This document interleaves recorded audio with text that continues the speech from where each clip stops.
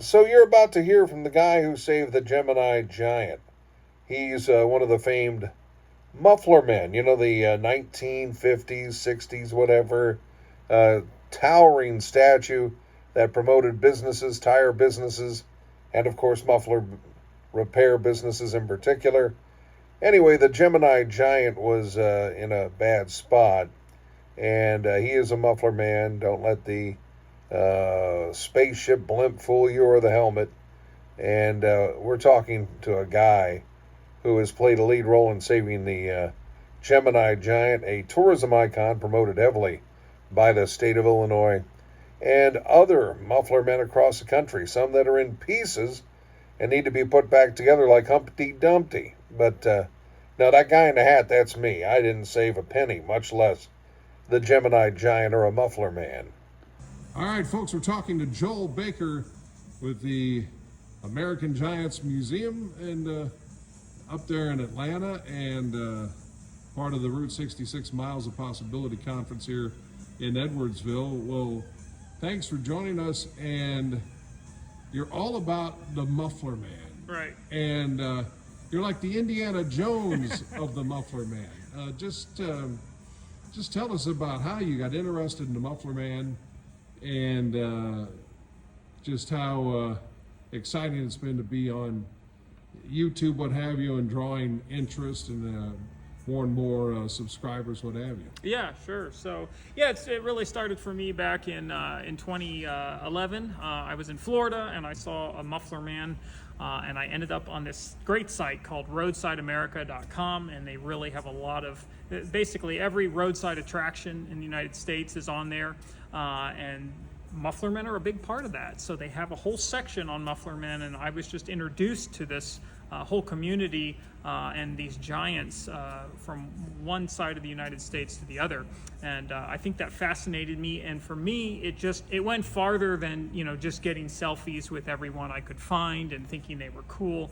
It really became my side hobby, and I spent a lot of time over the years researching these giants, getting into the history of not just the company who made them, which is called International Fiberglass, but also each individual's and their story. And I absolutely love, from the very beginning, looking for long lost giants. In other words, you'll see a picture on Roadside America or maybe on your Google searches of a giant in the 1970s or 80s in a certain town or city, and it's gone. Nobody knows what happened to it. And I love those hunts, finding out who owned it.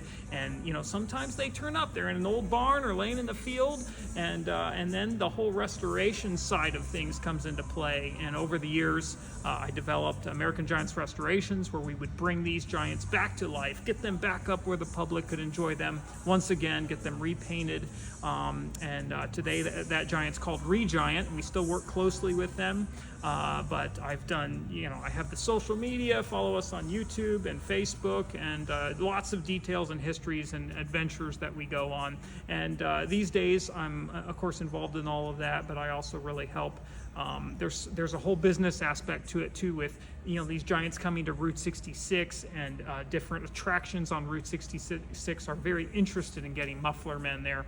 And so we help those business owners. We keep an eye out for originals, or if they want a new one made, we can help them with that and set up and take down.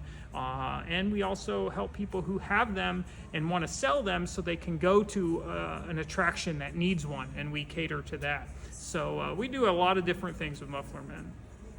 I went to Atlanta, and hey, it was a neat town 10 years ago, but you've transformed the town with the museum, what have you. It's I guess it's just been an incredible experience to see what's unfolded there. Yeah, it really is. That started in 2012 when I met Atlanta's Bill Thomas, who is part of the Atlanta Betterment Fund, and a partnership. It took some time and a lot of talking, but I have a collection, and they had a space and built a building that looks like an old Texaco station and was a great fit for my Texaco Big Friend and a lot of my other statues. So it's a fantastic partnership where I can loan my collection to the Atlanta Betterment Fund. We called the museum after my name, the American Giants Museum, but huge thank you to the Atlanta Betterment Fund and Bill Thomas, who really helped make this become a reality.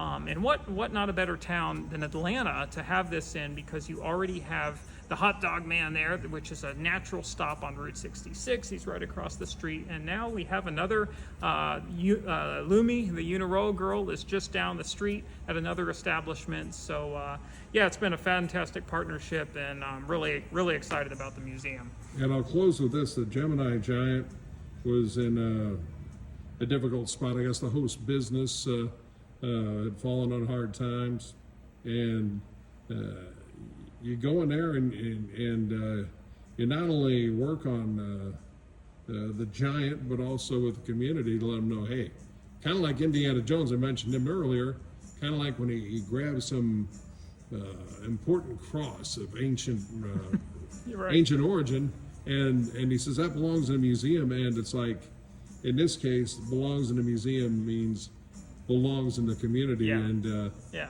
and that was quite a project, multifaceted, I guess, one of a kind, and It was. looking forward to a big celebration later this month. Yeah, absolutely. Yeah, the world was watching that unfold in Wilmington. Very good results that it can stay in the community. Huge shout out to Wilmington, as well as the Joliet Museum, who helped make that happen, and then was so interested in conservation right away about getting it restored properly and repainted. And so, yeah, that's all being done by Regiant.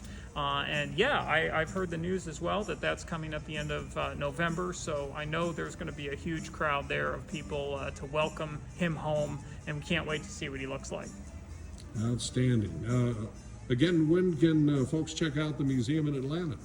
So the museum in Atlanta is we're at the end. Unfortunately, we're at the end of the tourist season, but it will open next spring. We'll get the exact dates out, but we've got more Giants coming next year. So next year will be a great time to visit the American Giants Museum. Well, December is not exactly a great time to lower the roof on the convertible, go down another road. That's So right. I get That's it. right. So things are coming in warmer weather. Well, thanks so much. All right. Thanks.